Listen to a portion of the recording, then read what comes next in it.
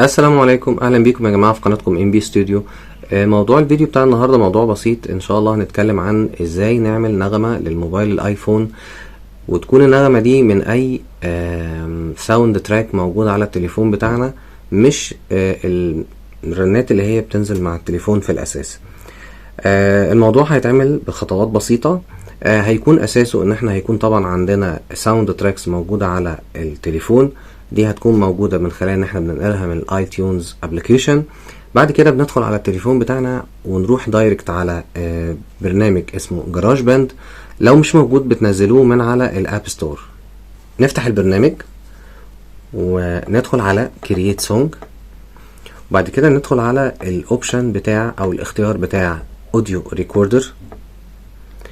بعد كده يا جماعة بندوس على التابة الزرقاء ديت، المثلث اللي هو ازرق هنا ده، وبعد كده بندوس على الثلاث شرط دول، بيفتح قصادي الشكل ده. بندوس على البلس اللي في الاخر على اليمين دي، ركزوا فيها كويس، مهمة جدا قبل ما نعمل اي حاجة. بيظهر السونج سيكشن، نفتح السيكشن ونزودها لحد 30 دي معناها انه اصلا الابل عموما او الايفون الرنات بتاعته مش بتزيد عن 30 ثانية، فاحنا كده خلاص حددنا له ال 30 ثانية. خلاص قلنا اوكي، بيعدل هو تعديلة بسيطة كده.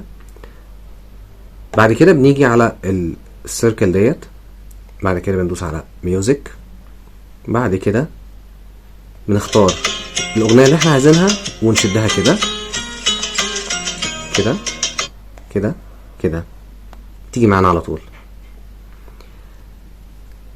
متفقين لحد دلوقتي؟ متفقين. بعد كده يا جماعة بندوس على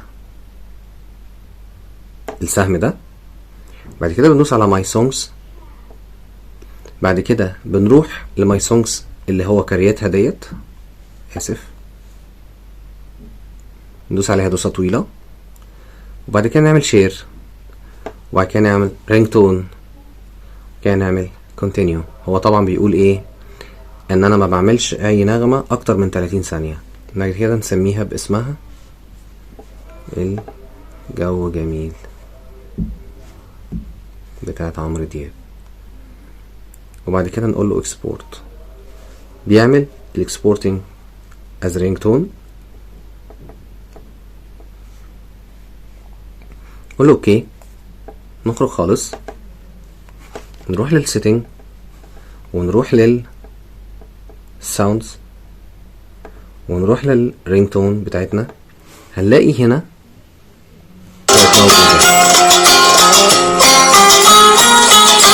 ودي رنة تانية انا عاملها، ودي رنة تانية انا عاملها. تمام كده.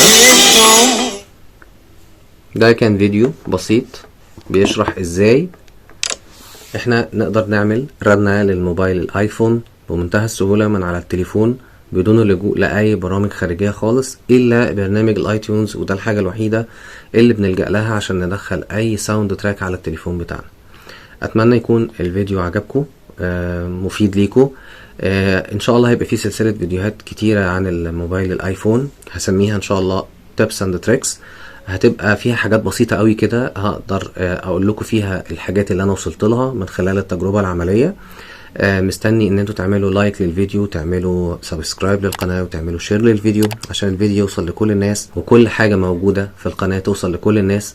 مستني تعليقاتكم على الفيديو، لو في اي حاجة حابين تسألوا فيها تحت الفيديو اكتبوها لي.